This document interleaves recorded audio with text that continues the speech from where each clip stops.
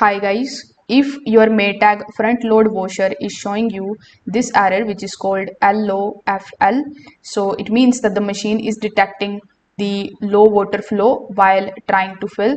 So in most of the cases this particular problem is connected to the water supply, the inlet hoses or clogged filter. So in this video you are going to learn the quickest ways to fix it.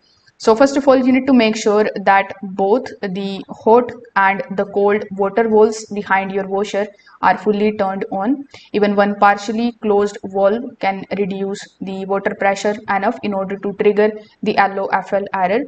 Also, you need to check whether your home currently has the low water pressure.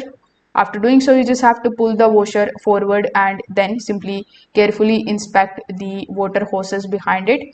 Here, you need to look for any kind of twists or crushed or water leaks. The restricted hose can slow the water flow entering into the water. After that, you just have to turn off the water supply and disconnect the hoses from the back of the washer. Now, inside the inlet connection, you will find these types of small metal mesh filters, which is called inlet screens. So these screens often collect the sand, the mineral buildup and debris over time, reducing water flow significantly. So you need to rinse them gently with the water and reinstall everything securely. So you can try these easy fixes and see if the error is gone. So thank you.